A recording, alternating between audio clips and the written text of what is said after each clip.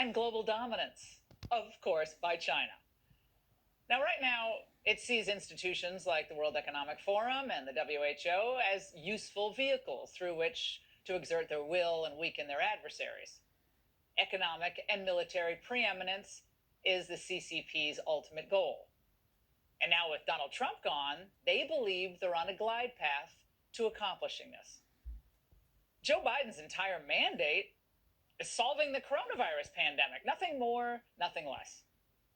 And now we find out it was a complete fraud. The men pulling his strings are apparently fine with a forever pandemic as long as it allows them to stay on TV and as long as it gives the medical establishment unlimited power and resources. Again, the Great Reset. Now, Republicans and anyone with common sense must not allow this madness, this destructive insanity to continue. And that's the angle. Joining me now is Dr. Scott Atlas, former White House COVID advisor, Hoover Institution senior fellow. Dr. Atlas, you just heard the angle.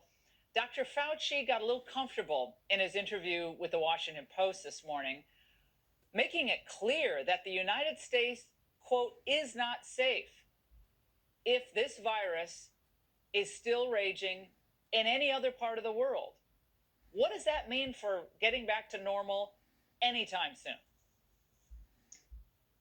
Well, hey, Laura, thanks for having me. I think this is a question that the American people should have been asking for a while, which is what is the end of this sort of, regulated world we're living in?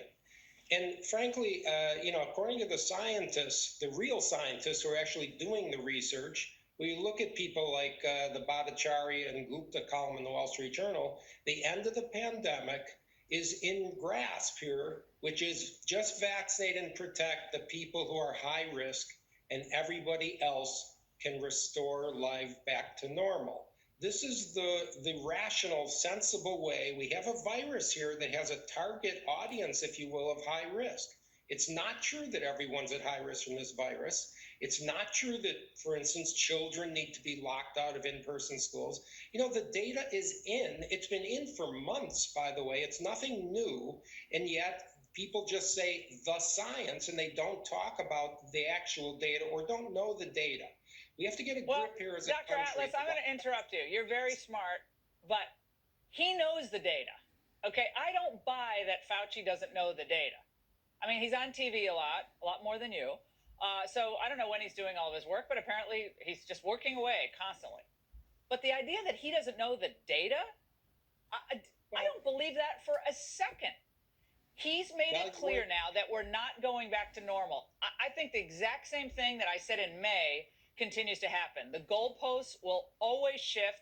Kids aren't going to go back to school. If he has anything to say about it, I'm sorry.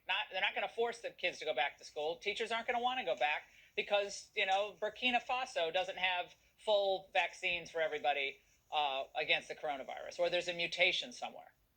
Yeah, it's hard to ascribe actually the motive for that kind of statement, these kinds of statements. But I can tell you this, the failure of the faces of public health here to the American people are just legion. Number one, the inconsistency of what they've said. Number two, highlighting what we don't know instead of all the amount of information that we do know. Number three, looking at the exceptions to the rule instead of putting things into perspective like somebody who's actually knowledgeable about medical science. There's been gross failure after failure at articulating things to make the American people, instead of keep igniting them with fear, to put them in a rational sense of expectation. The rational sense of expectation, I don't care what was just said in that interview, is that we protect the people who are at high risk to die and open everything up. That's the point of getting the vaccine. That's the point here of doing the analysis of the data. I don't know what ulterior motive people have. I don't want to guess at that. I do think there's a tremendous amount of incompetence that people are assuming does not exist. He's not a dumb person. He's a really smart person. And neither is Bill Gates. He's obviously a really smart person.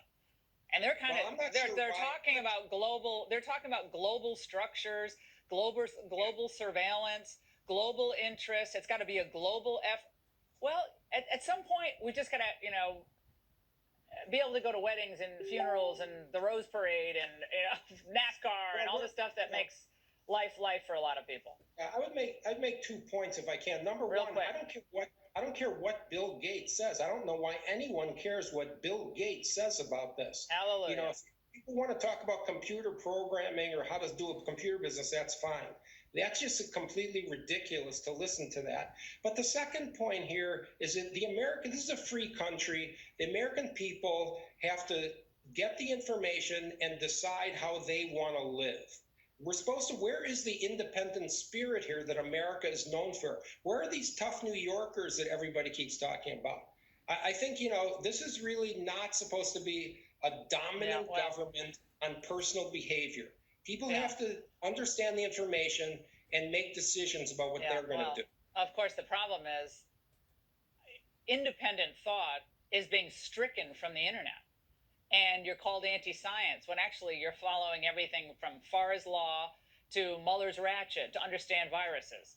Dr. Atlas, I think this is really the biggest issue of all, Laura, is what you're saying, is the censorship and particularly at our universities, where the only way to really arrive at the right solution and the only way to educate the public is to have the free exchange of ideas. And when you have universities and the media have these kind of rebuking, intimidating atmosphere here, we've lost the essential freedoms that make up the United States. They don't want an informed public. They want a compliant public. Dr. Atlas, thank you so much.